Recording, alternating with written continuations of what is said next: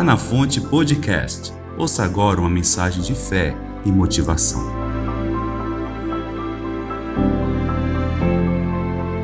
Aleluia, estamos felizes, muito felizes de podermos estar aqui com vocês, viu? O coração nosso está muito alegre, graças a Deus, amém? Muito bem, pastora Ana, minha esposa querida, acho que alguns, né, uma parte aqui conhece já a gente, mas eu acho que talvez a maioria não sei, mas rapidamente a gente vai. Meu nome é Ednilson, dela é Ana Cláudia, nós somos pastores há 18 anos, começamos na igreja do Veracruz 2, eu converti lá, ela um pouco antes, mas de uma outra denominação, depois ela veio para a Fonte, e desde então nós estamos na Fonte, somos casados, mês que vem nós completamos 19 anos, graças a Deus, né? Então temos aí 20 anos, comemoramos agora o 20º Dia dos Namorados juntos, graças a Deus, feliz e abençoado. Temos 3 filhas, Flaviane a mais velha, já casada. Nós passamos os últimos 9 anos em Brasília, na igreja, trabalhando na igreja, e a Flaviane casou e ficou por lá, mas talvez no domingo ela venha aqui fazer uma visitinha para nós. Deus quiser vai dar certo, ore por isso. A Ana Gabriela, de 15 anos, e a nossa Esther, de 5 anos. Amém, igreja? Glória a Deus. Quer falar, Esther, pastora? A Gabi também, mas a Esther, quer falar, Esther? Não, amém. Boa noite, para quem eu não tive o prazer de cumprimentar, né? Quero dizer que é um prazer servir aos irmãos na Fonte do Veracruz 1, né? Então, como o pastor falou, algumas pessoas aqui vêm dessa longa caminhada nossa de Fonte da Vida, né? Pastora Salete, ela me conhece, deve ter uns 27, 28 anos, né? Por aí, a pastora Salete me conhece. O Edson e a pastora Madalena também. Muito tempo, dona Valdeci também. Então tem algumas pessoas aqui que a gente consegue. Denise, Cleusa, Jean. Jean, nós conhecemos ele. Você tem quanto tempo de Fonte? Vocês eram pequenininhos. Ah, o seu irmão era menor. O Pedro. 12, e o Pedro? 9, mais ou menos por aí. O Pedro era um pastorzinho, não era, Denise? Eu lembro que ele gostava de ir todo arrumadinho para a igreja, de gravata, né, camisa. Então, assim, é um prazer servir a igreja aqui. E a gente está muito feliz, viu? A gente recebe isso como presente de Deus na nossa vida e para o nosso ministério. E nós queremos nos colocar à disposição da igreja, dos irmãos. Nós estamos aqui para ajudar e para servir vocês. Amém? Abra sua Bíblia então, a gente falou muito aqui hoje, mas graças a Deus, né? O primeiro dia, né? E uma coisa que o pastor gosta é de conversar, de falar, principalmente no altar, né? A gente tem até que vigiar para não falar demais, né, pastor? Abra sua Bíblia, por favor, no livro de 2 Crônicas, segundo livro de Crônicas, capítulo 14.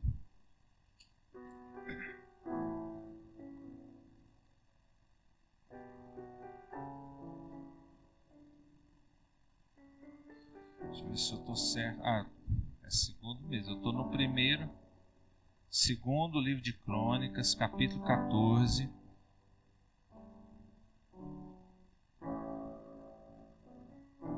Sabe o que eu estou lembrando aqui agora, Ana? Nosso primeiro dia dos namorados, que nós comemoramos, eu preparei, falei, vou dar um buquê de flores, coisa mais linda. Sabe quem que preparou esse buquê? A Denise sabe. A Denise com o seu pai. O seu pai foi entregar.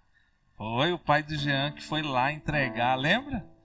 Mas foi bem cedo, eu não sei se a Denise tem lembrança, era umas 6 e pouco da manhã. Lembra, né? Essa coisa, né? Não tem tanto tempo assim, né, Denise? Que bênção, graças a Deus.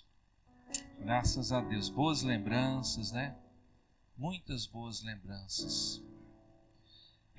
Segundo Crônicas, capítulo 14, no verso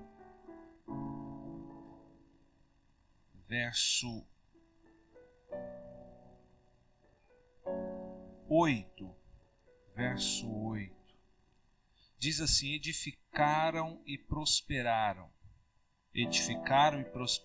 tinha Asa no seu exército 300.000 carros de Judá, e traziam pavês e lanças, e 280.000 de Benjamim, que traziam escudo e atiravam com arco. Todos eram homens valentes. Amém? Aqui está falando do exército do rei Asa. Asa foi um homem de Deus. E aqui está falando do seu exército. E o exército dele tinha 300.000 carros de Judá, que traziam pavês, lança, e 280.000 de Benjamim. Então, somando aí, 580.000. Então, Asa tinha um exército, não é? No verso 9, diz assim: Zerá o etíope saiu contra eles, ou seja, Zerá o etíope saiu contra Asa e o seu exército. Zerá o etíope aqui é o inimigo, o adversário que se levantou contra Asa. Então Zerá o etíope saiu contra eles com um exército de quantos irmãos? 1.000.000 de homens e 300 carros, e chegou até Maressa. Uma grande diferença aqui de um exército para o outro, não é? 1.000.000 de homens, mais 300 carros, enquanto Asa tinha 580 do seu lado. Uma diferença muito grande. Na ótica humana, natural, muito difícil para Asa conseguir vencer o seu inimigo, porque o inimigo o inimigo era muito mais numeroso. Trazendo para nós que estamos hoje especialmente orando para que a nossa família venha estar no altar do Senhor. Quem aqui tem algum ente querido que ainda não está na casa de Deus? Deixa eu ver. Olha só, praticamente todos. Todos nós temos alguém ainda. E você já percebeu quanto a resistência ela é forte? A gente luta, mas parece que a resistência é maior, a dificuldade é maior. E geralmente é assim. Mas o que nós precisamos aprender aqui, nós vamos aprender vendo a oração de Asa, ou o clamor de Asa. Porque uma das armas mais poderosas que nós temos e devemos usar diariamente é a oração. Fala para o irmão que está perto de você: a oração tem poder. Fala: a oração é poderosa. Amém ou não? O clamor é poderoso. Muitas pessoas às vezes desprezam essa arma. Querido, mas se nós usarmos essa arma, não tem inimigo, por maior que seja, ou por mais numeroso que seja, que possa resistir o poder dessa arma. Agora, essa arma, ela precisa ser bem usada. E nós vamos aprender aqui com a oração de Asa, que diz, no verso 10, diz assim: Então Asa saiu contra ele, e ordenaram a batalha no vale de Zefatá, perto de Maressa. Na batalha, irmãos, a nossa batalha, ela existe, ela é real, querendo ou não, você aceitando ou não, nós vamos enfrentar batalhas. Nós não podemos nos enganar ou nos iludir achando que não. Existe uma batalha, e essa batalha ela precisa ser enfrentada. Não adianta, já viu aquela expressão? Ah, fulano está querendo tampar o sol com a peneira. Não tem jeito. Nós precisamos enfrentar. A batalha, ela precisa ser encarada. O inimigo precisa ser enfrentado. Fala para outra pessoa do céu, fala, o inimigo precisa ser enfrentado. A batalha precisa ser travada. Amém ou não, irmãos? Asa tinha do seu lado um número menor, mas independente disso, ele sabia, eu preciso lutar, é uma questão de honra. Não abra mão da sua família, lute por ela, por pior que seja a situação, a dificuldade. Eu já ouvi pessoas falando, não, aquele ali eu já entreguei.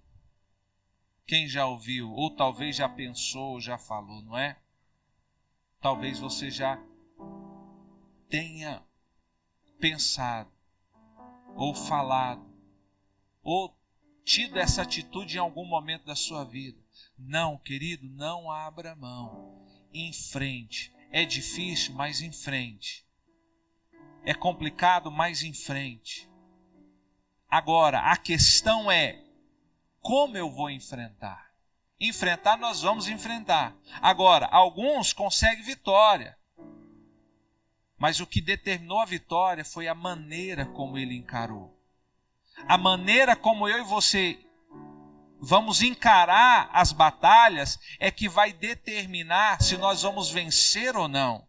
E a maneira que eu e você precisamos enfrentar essa batalha está aqui, olha, a partir do verso 11, que diz assim: clamou Asa ao Senhor seu Deus e disse, Senhor, além de ti não há quem possa socorrer numa batalha entre o poderoso e o fraco. A primeira coisa que Asa reconheceu aqui, presta atenção, irmãos, ele determinou, ele ordenou a batalha, mas antes de lutar de fato, o que ele fez? Ele orou ao Senhor. Muitas pessoas no momento da batalha, da luta, de enfrentar o problema, ele se desespera.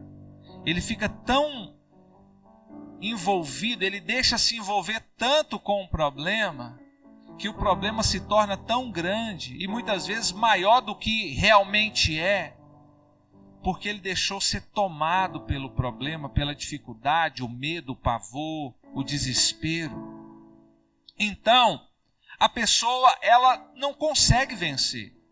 Mas o que nós temos que fazer nessa hora? Pode ser o exército maior que for. Espera aí, eu vou lutar, mas o que eu vou fazer? Eu vou clamar ao Senhor. O que você vai fazer? Você vai clamar ao Senhor primeiro, amém ou não? Tira os seus olhos do problema, tira o seu foco do problema e coloca no Senhor. O salmista, ele disse assim, eleva os meus olhos para os montes, de onde me virá o socorro? Ele estava vendo o quê? As dificuldades, os montes, que difícil.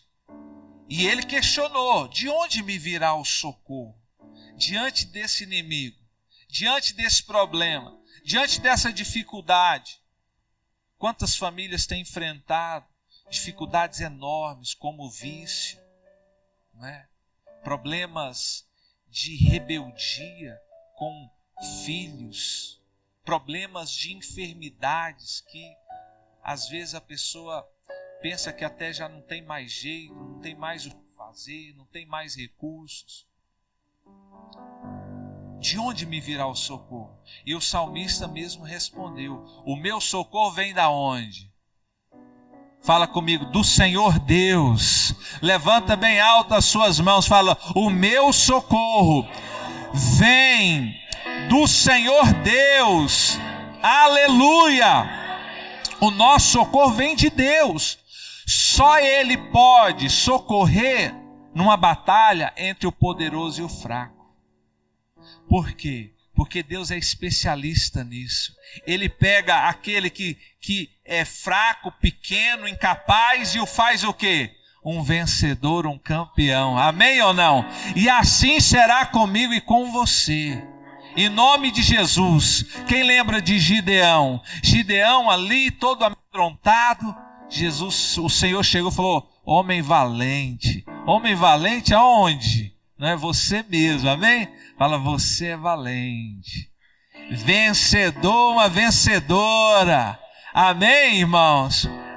Porque ele pega o fraco e dá a vitória. A vitória não é da nossa força, da nossa capacidade. A vitória vem do nosso Senhor, vem de Deus, querido. Ele pode socorrer. Ele pode libertar essa pessoa do vício, seja ele qual for, pode curar a enfermidade, pode trazer a solução para esse problema, para esse casamento, para esse esposo que talvez é perdido no mundo, vivendo uma vida de infidelidade, ou para a esposa que talvez está também meio que desorientada na vida.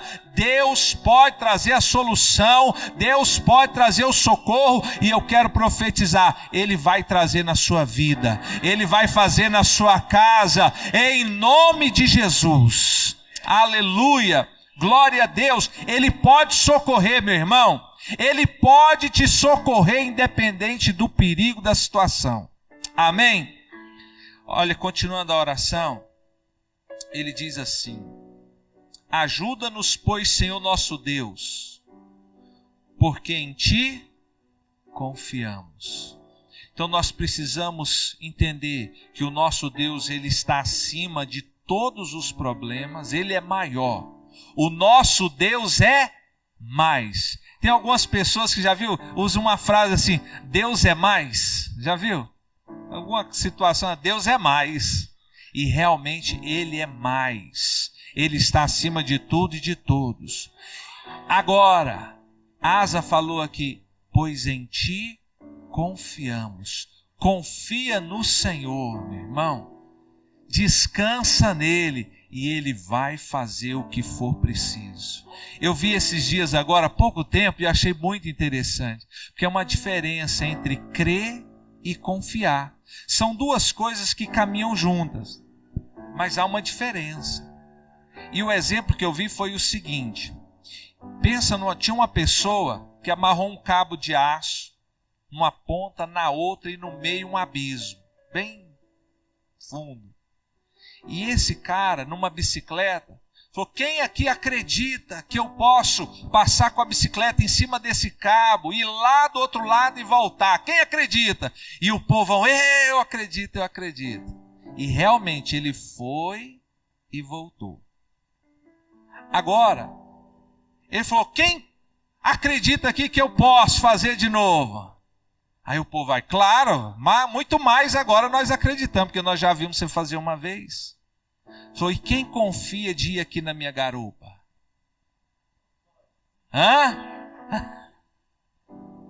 Entendeu o que é confiar, irmão? Muitas vezes eu acredito, né, lá, mas eu confio de me achegar e me colocar na dependência. Não é um exercício fácil, mas é possível. Confia no Senhor e o mais Ele fará. Confia no Senhor de todo o seu coração. Não se apoie no seu próprio entendimento. Confia em Deus, entrega para Deus. Entrega, meu irmão, mas continua aqui na igreja em oração. Não cruza os braços não, amém? Ele diz: pois nós confiamos no Senhor. Continuando o verso, ele diz: no teu nome viemos contra esta multidão. Terceiro ponto aqui dessa oração: no teu nome. Nós lutamos no nome de Jesus. Quando você for orar pela sua família, quando você estiver na luta pela sua família, lute sempre no nome de Jesus. Lembra de Davi, o que ele disse para Golias: Golias, tu vens contra mim com espadas e com lanças, mas eu vou contra ti em quê? Em nome do Senhor dos Exércitos. E hoje mesmo, todo Israel saberá que há Deus em Israel. E diz que ele cortou a cabeça do gigante. Amém ou não? Vá no nome de Jesus. O Evangelho de João diz: tudo o que pedirmos, Jesus diz: tudo que pedires em meu nome, eu o farei para quê? Para que o Pai seja o quê? Glorificado. Querido, é questão de honra para Deus. Ele quer fazer, Ele quer operar. Então, use o nome de Jesus. Vá no nome de Jesus, permaneça no nome de Jesus e você vai ver a sua vitória. E diz aqui também: Senhor, Tu és o nosso Deus, não prevaleça contra Ti o homem. O que ele falou aqui? O que ele estava expressando aqui? Senhor, não prevaleça contra Ti o homem. Mas como assim? Aquele exército de Zerá, o etíope, ia lutar contra Asa e o seu exército. Como que ia lutar contra o Senhor? Porque Asa entendia que a sua luta não era uma luta pessoal, era uma luta pelo reino de Deus. A luta não era contra o homem, a luta era contra o próprio Deus. Essa luta, ela não é sua e nem minha, pessoal. Há um propósito de Deus nisso, que é salvar toda a família, para que ninguém se perca, amém ou não? Então nós temos que viver a nossa vida com o entendimento de que nós vivemos por um propósito. Então a nossa vida não é uma questão pessoal, é uma questão do reino de Deus. E todos aqueles que se levantarem contra mim, não estão levantando contra mim pessoalmente, estão se levantando contra o próprio Deus. E quem é que pode contra o próprio Deus?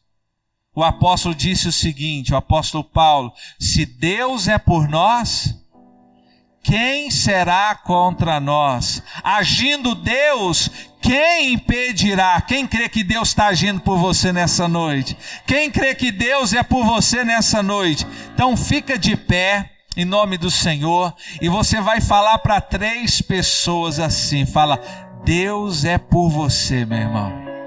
Fala para ele, fala: Deus é mais e Ele é por você. Aleluia. Fala para ele: não temas, não se espante, não se apavore, porque o Senhor é o seu Deus. Ele te guardará e te livrará de todo mal e salvará toda a sua casa. Quem crê diz glória a Deus. Aleluia. Feche os seus olhos, deixa eu fazer uma oração com você. Feche os seus olhos agora. Pensa na sua família.